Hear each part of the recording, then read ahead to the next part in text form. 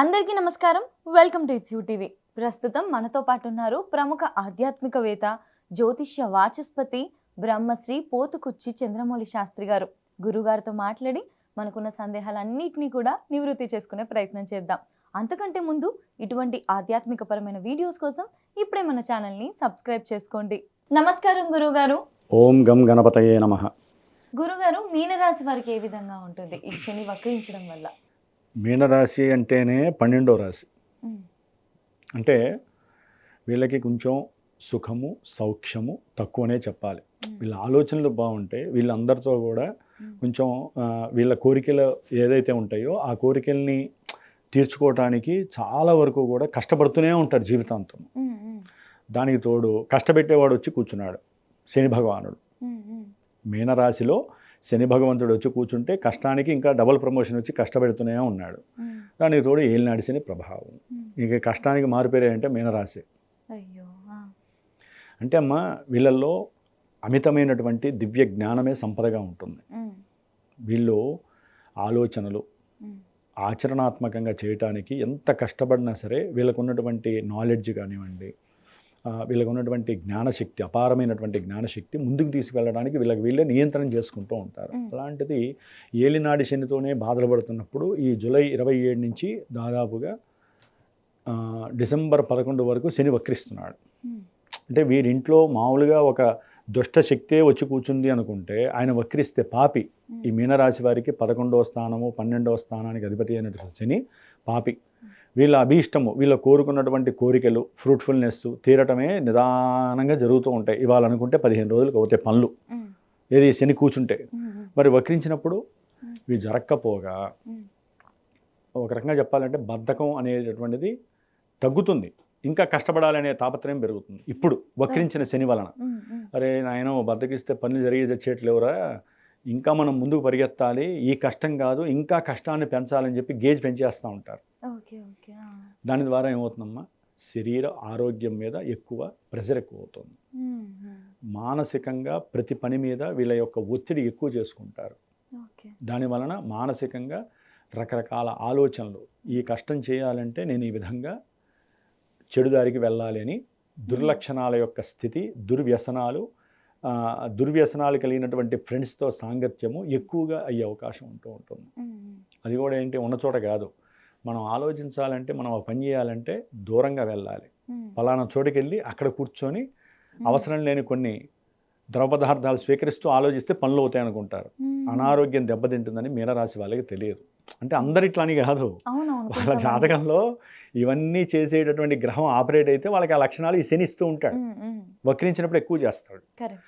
అంటే ఇప్పటి వరకు అనారోగ్యపరమైనటువంటి ఇబ్బందులు పడుతున్న వాళ్ళు, అసలు పనులు కొంచెం లేట్ అయినా సరే మనం ఆచరిద్దాము జరుగుతాయి అనుకున్న వాళ్ళకి ఆయన వెనక్కి జరుగుతున్నప్పుడు ఏమవుతుందంటే ఆయన దృష్టి పూర్తిగా డౌన్ అయిపోతూ ఉంటుంది. ఇంకా కష్టం రా, పని జరగదు, మనం ఎంత ప్రయత్నం చేసినా మన వల్ల కాదు అని ముందు జరుగుతుంది, 4 నెలల తర్వాత మనకు అవుతుంది అనుకున్నా వీళ్ళు డిసప్పాయింట్మెంట్ అయిపోతారు. చూసారా, దానివలన అయ్యే పని కూడా వీళ్ళే చేజాతులారా పాడు చేసుకుంటారు. కాబట్టి వక్రించిన శని మాదచ్చదుడు, జాగ్రత్తగా ఉండండి మీనరాశి వాళ్ళు. అక్టోబర్ 9 వరకు విద్యార్థులకి ఎఫెక్షన్స్ ఎక్కువగా ఉంటాయి. ఎంత చదివినా గుర్తుండకపోవటం, తల్లిగారి యొక్క అనారోగ్య స్థితి వలన వీరు చదువులు ఆపేయకపోవటం.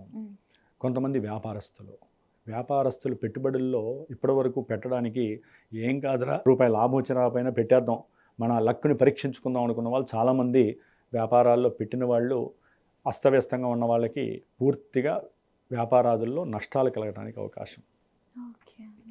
వ్యాపార భాగస్వాముల మధ్య సరైనటువంటి అన్యోన్యత లేక మనస్పర్ధ ద్వారా కోర్టుకు వెళ్ళాల్సిన పరిస్థితి.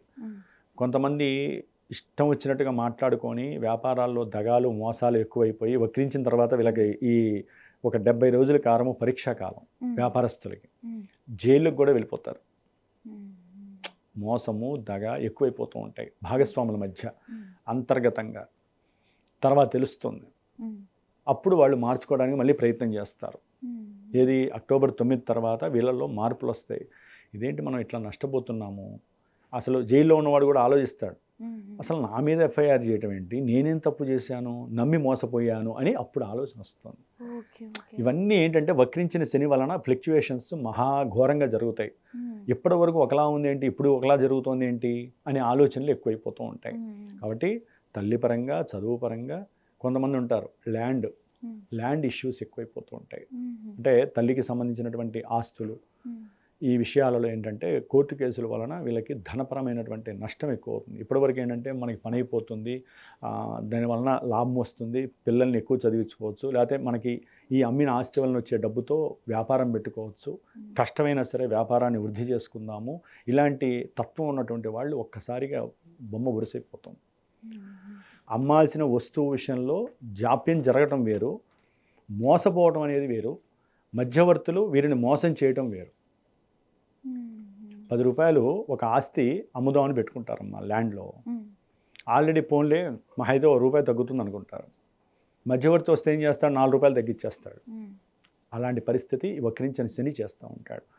ఇక్కడ వీళ్ళు సమయస్ఫూర్తి, అవసరమైతే ఫ్రెండ్స్ని కొంచెం దూరం పెట్టడం మంచిది. మీనరాశి వాళ్ళు లాభం కన్నా నష్టమే ఎక్కువ జరుగుతుంది. వీళ్ళతో కలిసి భుజించిన వాడు, కలిసి దుర్మార్గపు పనులు చేసిన వాడు కూడా వీళ్ళకి శత్రువై, అగంతక శత్రువై వీళ్ళని పూర్తిగా నాశనం చేసి వీళ్ళ యొక్క ఆరోగ్యంతో పాటుగా శత్రుత్వం పెంచే పరిస్థితులు ఎక్కువ అవుతుంది. కాబట్టి వీళ్ళు అంతర్గత విషయాల యందు జాగ్రత్తగా ఉండాలి. అంతర్గత శత్రువులు క్రియేట్ అయ్యే పరిస్థితులు ఎక్కువగా ఉన్నాయి. కాబట్టి ఎవరైతే ఉన్నారో వాళ్ళందరినీ వీళ్ళు గమనించి పక్కకి నెట్టేసేయాలి. నేను జాగ్రత్తగా ఉండాలి అని కాస్త యోగా మీద ధ్యాస ఎక్కువ పెంచుకోవాలి ఈ మీనరాశి వాడు.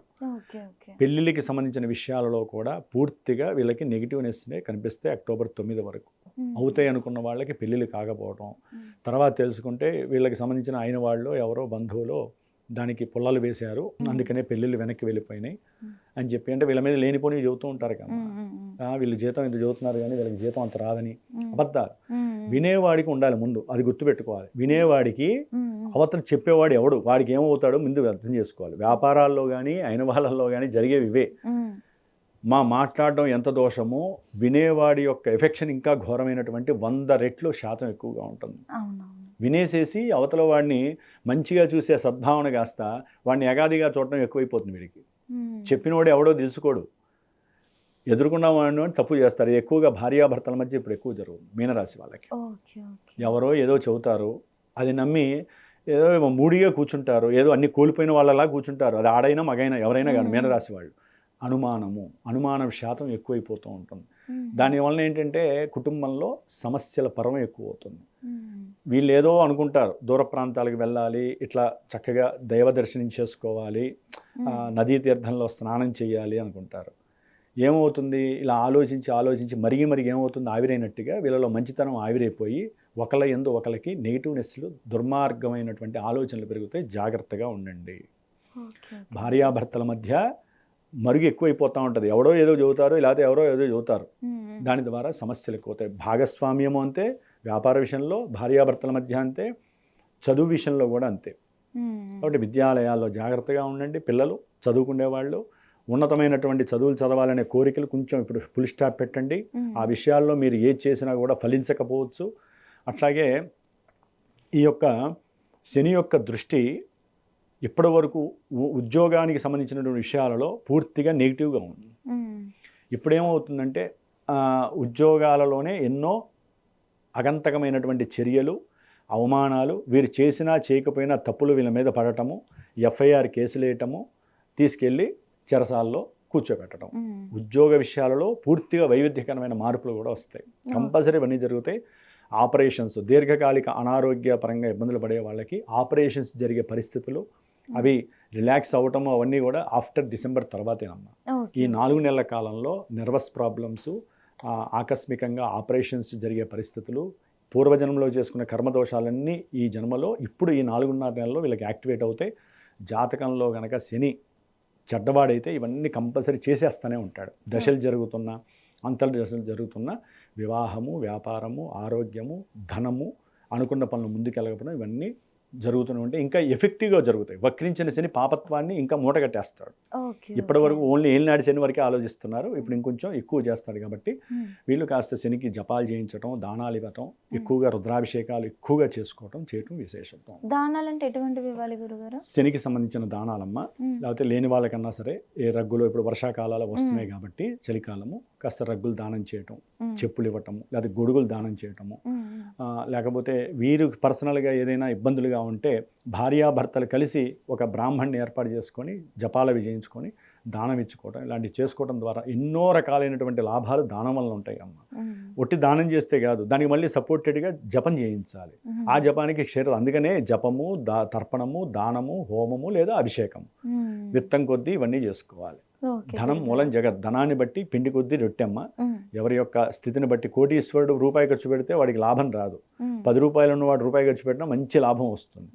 కాబట్టి డబ్బుని బట్టి, డబ్బు ఉన్నవాడిని బట్టి దానము ధర్మము చేసుకుంటూ ముందుకు వెళ్ళాలి. వీళ్ళు ఎటువంటి పరిహారాలు చేయాలి గురుగారు? అదేనమ్మా, ఈ మీనరాశి వాళ్ళు ఎక్కువగా హనుమంతుడిని పట్టుకోవాలి.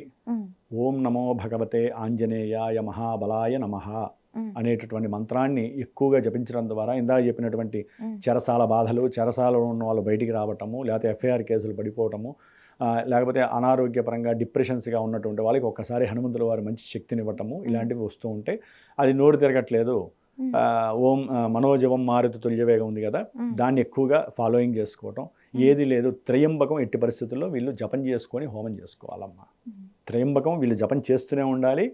బ్రాహ్మడి చేత ఒక 10,000 సార్లు 1,00,000 సార్లు చేయించి, అంటే పరిస్థితిని బట్టి వాళ్ళకున్న వెయిటేజ్ని బట్టి చేయించుకొని ముందుకు వెళ్ళాలమ్మా. ఖచ్చితంగా గురుగారు. ధన్యవాదాలు గురుగారు. ఓం నమః శివాయ.